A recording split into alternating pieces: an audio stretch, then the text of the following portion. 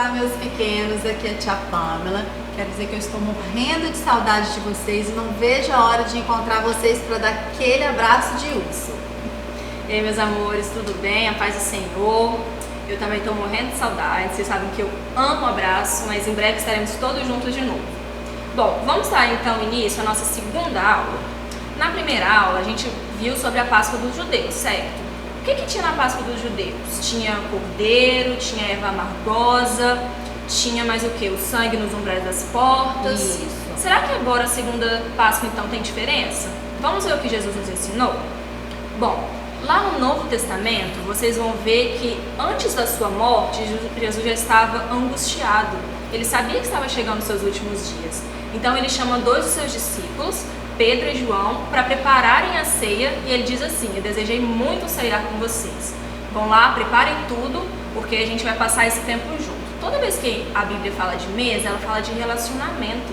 Então o Senhor Jesus estava com seu coração com muita vontade de estar com seus amigos, de estar com aquelas pessoas que caminharam junto com ele durante todo o seu ministério aqui na Terra. Ele sabia que ele estava perto de morrer, né? Então vamos lá. E aí Jesus então fala para eles prepararem a ceia. Só que agora tem um negócio diferente. Antes, como a gente falou, tinha erva amargosa, tinha cordeiro, tinha pão asmo. Agora tinha pão e vinho. É diferente então, não é? E aí, lá em Mateus capítulo 26, do versículo 26 em diante, o Senhor Jesus explica o que significa então esses elementos. Vamos ler juntos? Bom, enquanto comiam, Jesus pegou o pão e, abençoando, partiu e deu aos seus discípulos, dizendo: tomem e comam, isto é o meu corpo. A seguir, Jesus pegou um cálice e, tendo dado graças, deu aos discípulos, dizendo: bebam todos dele, porque isto é o meu sangue, o sangue da aliança, derramado em favor de muitos para a remissão de pecados. Então vejam bem, Jesus disse que o pão era o corpo, que era partido em favor deles. Prestem atenção, isso já está querendo dizer alguma coisa pra gente. E falou do vinho, que era o sangue para a remissão de pecados. Então agora, nessa ceia, Jesus estava mostrando a nova aliança. Estava mostrando que o corpo dele seria partido em favor de remissão de pecados. Quem eram os pecados que estavam limpando, será? Dos nossos, né? Sim. E aí, como é que foi essa crucificação, então?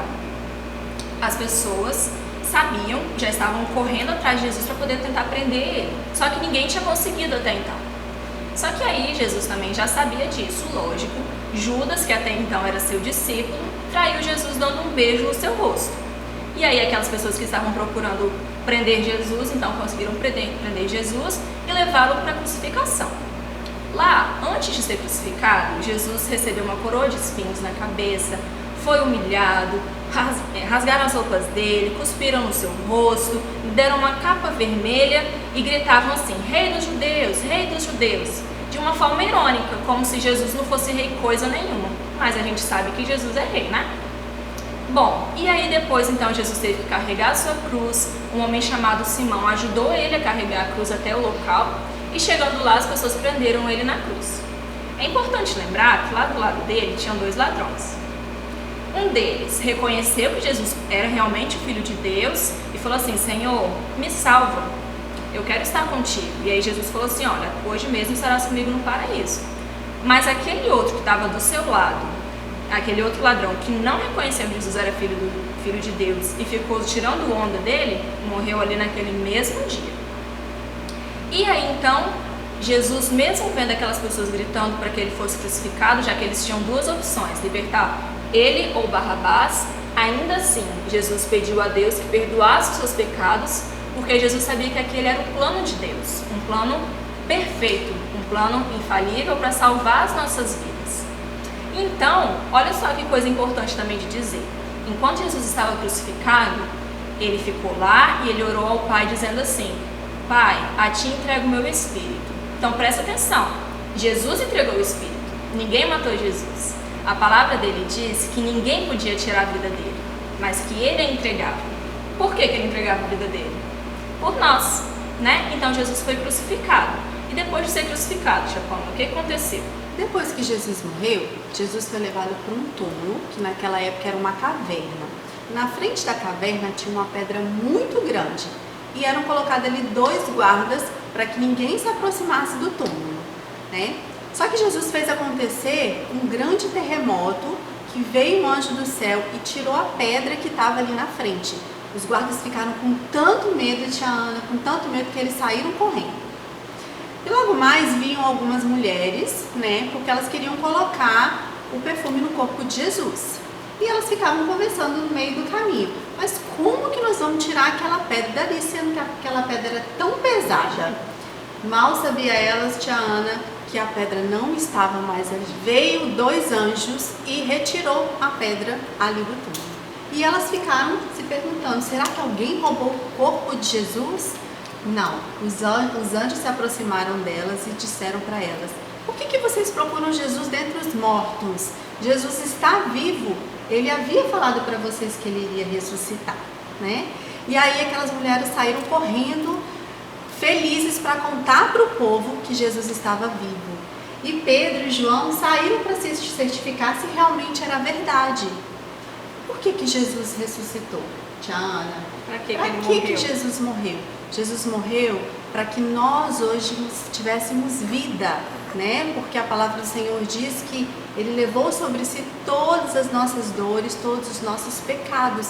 E o castigo que estava sobre ele hoje nos traz a paz. Esse é o verdadeiro significado, a aliança que Jesus fez por nós. Isso aí. Então Jesus foi mais forte do que a morte, né? Isso, Jesus venceu a morte. Olha como Jesus é poderoso, né? E graças a Deus hoje nós podemos ser chamados de filhos de Deus, né? Jesus fez essa aliança com o Pai e hoje nós podemos ser chamados de filhos de Deus. Isso aí. Bom, crianças, então, nesta aula vocês aprenderam sobre a segunda Páscoa, certo? A gente viu na aula passada a primeira Páscoa, que foi aquela que aconteceu quando o povo estava saindo da onde? Do Egito para a Terra Prometida, né? Páscoa significa o que mesmo? Páscoa significa passagem. Muito bem. Então, ó, na primeira Páscoa foi a passagem do povo do Egito para a Terra Prometida, né? Eles estavam saindo da realidade de escravos ali do Egito para começar a viver aquilo que era a promessa do Senhor. E na segunda Páscoa, a segunda passagem foi a passagem de Jesus da morte para a vida e que também nos tirou da morte e nos trouxe vida. Sim. Certo? Então façam as atividades, manda pra gente, não esqueça de escrever de desenhar a história em quadrinho que a gente quer ver, não quer ver? Sim, a gente quer ver, tá? E eu tenho certeza que vocês vão arrasar como sempre. Isso aí. Um beijo. Fiquem com Deus, até mais. Tchau, tchau. Tchau.